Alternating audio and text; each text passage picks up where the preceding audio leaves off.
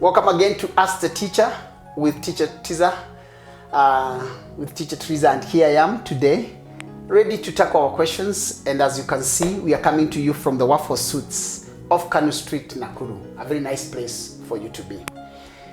Today's question. Where? Okay. This one is coming from my husband. Is my wife gave out her car in church last week.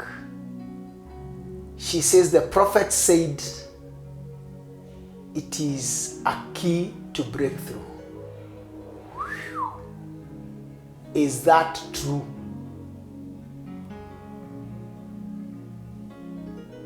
Where?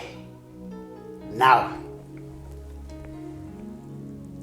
this is a very tricky issue. But allow me to just address one facet of this issue, and that is the issue of giving.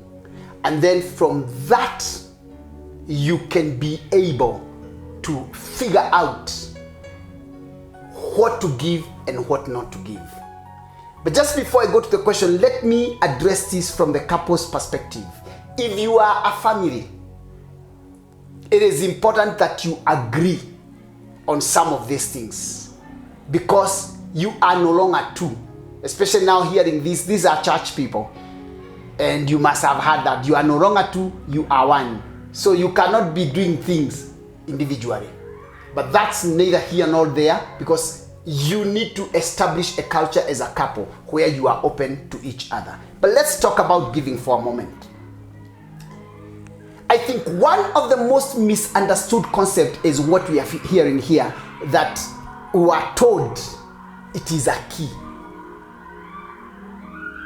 We have a misplaced giving concept where it is like we give to receive.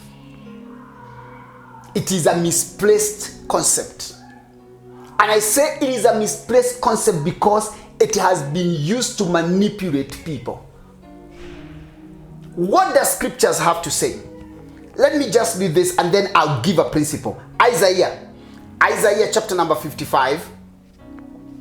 I'll read an Old Testament statement and a New Testament statement. Isaiah chapter number 55. Hear what Isaiah has to say. Isaiah 55, and I'll read verse number 10. Isaiah 55, verse number 10. It says, "For as the rain comes down and the snow from heaven, and does not return without watering the earth, and it brings forth and buds, that it may give seed to the sower and bread to the eater." Now, the New Testament part of that scripture, 2 Corinthians chapter number 9, verse number 10 again. 2 Corinthians chapter number 9, verse number 10. Listen to what Paul has to say. 9:10. Paul says, "Now, he that gives seed to the sower, okay, let me read from KJV. It's hard. Let me read from the Amplified. It will.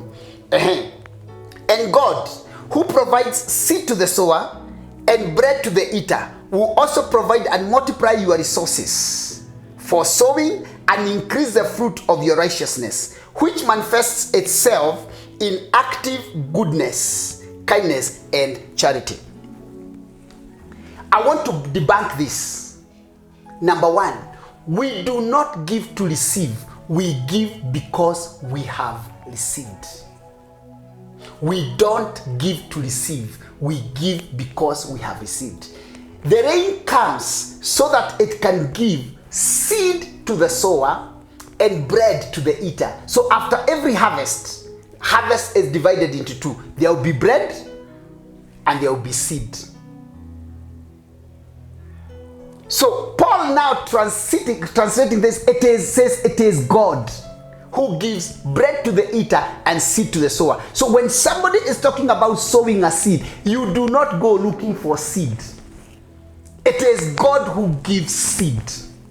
And so you can only sow what you have already received. And because many people have gone down this wrong road, allow me to say this. If you have to borrow to sow a seed, if you have to lie to your husband or your wife to sow a seed, if you have to take away from the food of your children to sow a seed, something might not be right. Because it is God who gives the seed to the sower. So every time there is a giving session, God will have put seed in your pocket to sow in that season. Having said that, allow me to say that now in the Christian setup, there are 3 types of giving. Besides all these others that we hear, but there are 3 basic ones. There are tithes, which is 10% of your increase, all of your profits. There are offerings, which are free will offerings that you give for the work to continue. And then number 3, there are alms or works of charity, which you give to need, which you give to the needy. Those are the 3 kinds of givings: tithes, offerings, and alms. So when it comes to all these kind of things, we must be very careful, because there is a serious manipulation happening in the church circles. And I'll say that without batting an eyelid. Serious manipulation. Do not borrow to sow a seed. Do not lie to sow a seed. It is God who gives seed to the sower. The only thing that is required of you as a believer is to figure out what comes to your hands. How much is bread? How much is seed? And you sow the seed, eat the bread. If you find yourself sowing everything and leaving yourself with no bread, you are out of line, you are out of order, you are not operating within principle. If you find yourself eating everything and not sowing nothing, you are out of order, you are out of principle, you are not doing the right thing. So God gives. Then after he has given you, you figure out what's bread, what's seed. What is seed? You sow. What's bread? You eat. Don't eat everything, don't sow everything. You do not give to receive. You give because you have received. That's what the teacher has to say.